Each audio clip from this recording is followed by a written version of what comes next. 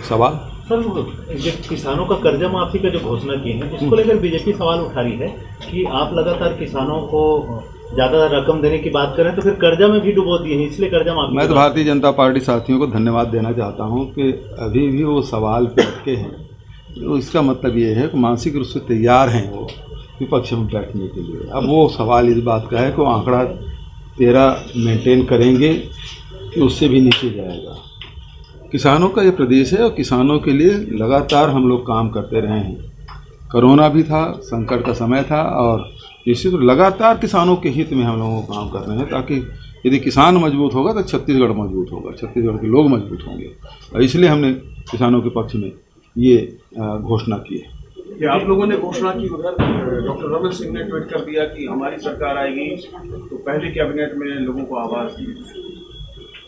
आवास का हमने तो एक किसी दे दिया भाई, राहुल जी के हाथ से बटन दबा के 7.5, मतलब ये है कि उस बात को समझिए कि 7 लाख लोगों को दिया जो 2011 के सर्वे में, 47,000 ऐसे लोगों को दिया जो भारत सरकार ने सर्वे किया ही नहीं। हमने आर्थिक सर्वेक्षण कराया 1 अप्रैल से, उस आधार पे हमने पाया कि 47,000 लोग अभी भी आवासहीन हैं, तो उन लोगों की पहली किस्त जारी हो गई। अब जो हमने सर्वे कराया है उसमें 10 लाख लोग हैं जो पात्र हैं, उसको भी हम लोग देंगे।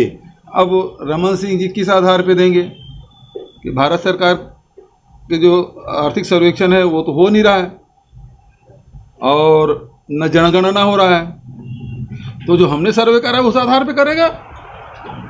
भारत सरकार ने कराया वो तो कंप्लीट हो गया, सबकी राशि चली गई, पहली किस्त इसमें जारी हो गई, जो 7 लाख बचा था उसका भी जारी कर दिया।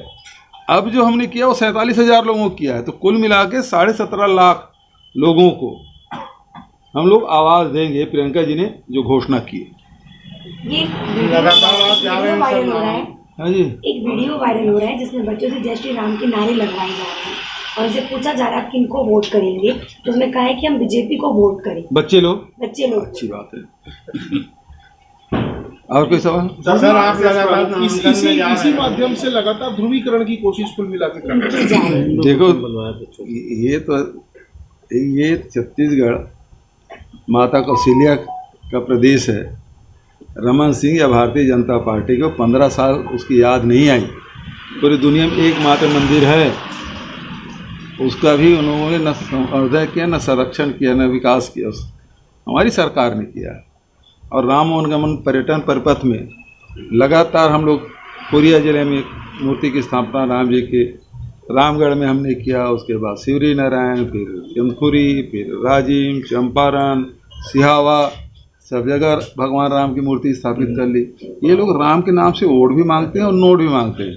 राम हम सबके आस्था के केंद्र बिंदु, चाहे वो साकार मानने वाले हो चाहे निराकार के रूप में मानने वाले, सब मानते हैं राम को। तो राम हमारे आस्था का विषय है, न कि वोट और नोट का विषय है। और हम लोग इस मामले में वोट मांग भी नहीं रहे हैं। हमने इतने एक मंदिर बनाए, कितने बार से वोट मांग रहे हैं, है ना, और वो भी सुप्रीम कोर्ट के आदेश से बन रहा है, उसमें इनका क्या योगदान है? हम लोग तो यहाँ, हमने कहा नहीं था कि हम इसको राम वनगमन पर्यटन परिपथ बनाएंगे, मूर्तियाँ स्थापित करेंगे, हमने नहीं कहा था, क्योंकि हमारी छत्तीसगढ़ के आस्था का केंद्र है, सब लोग मानते हैं और हमने बनाया। ये अपने बूते ये लोग कुछ नहीं करेंगे, वो राम नाम जपना, पराया माल अपना, इनका एक सूत्री कार्यक्रम है। अब पर भरोसा, 3 भरोसा, पर भरोसा भी अब कोई नहीं है। 3 बार हो चुका। अरे बात ना यार, उसी बार कितना पूछोगे। मणिपुर को लेकर आरएसएस प्रमुख का एक बयान आया जिसमें वो कह रहे हैं कि मणिपुर के हालात सुधर रहे हैं और कुछ बाहरी ताकत है और कुछ देश के लोग हैं जो नहीं चाहते कि भारत आगे बढ़े। तो 2 प्रमुख लोगों की बात मैं बता देता हूँ। एक हमारे विश्व गुरु हैं, वो कहते हैं कि हमारे भारत की सीमाएं सुरक्षित। दूसरी तरफ मोहन भागवत जी हैं जो संघ प्रमुख हैं, वो कहते हैं कि बाहरी ताकत उसमें लगी हुई है। तो दोनों अब तय कर ले कि कौन सच बोल रहा है। दोनों बात में दो बिल्कुल विरोधाभास है। भागवत जी कह रहे हैं और मोदी जी कह रहे हैं, दोनों अंतर विरोध है।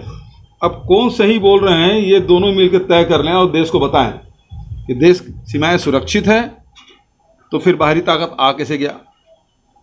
और मोहन भागवत जी कह रहे हैं तो गलत नहीं बोल रहे हैं, बाहरी ताकत आई है तो फिर विश्व गुरु जो कह रहे हैं वो गलत है। दोनों विरोधाभास है, तो ये दोनों मिलकर गुमराह मत करे देश को।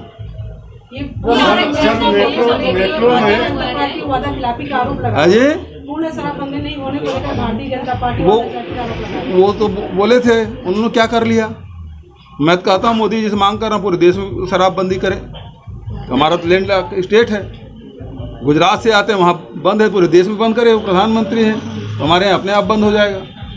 आरक्षण का पेच अभी भी फंसा हुआ है। लगातार आप लोग कितनी बार अपील कर चुके हैं राजभवन में, अभी तक अटके हो क्या? पेच सरकार जब दोबारा बनेगी तो फिर से दोबारा आरक्षण की बात करेंगे? बिल्कुल करेंगे, अभी भी मांग कर रहे हैं और आगे भी करेंगे। अभी रायपुर जो महाधिवेशन हुआ कांग्रेस का, उसके बाद CWC की बैठक हैदराबाद में हुई, वो वहाँ भी यह प्रस्ताव पारित हो कि 50% की जो सीमा है उसे खत्म किया जाएगा।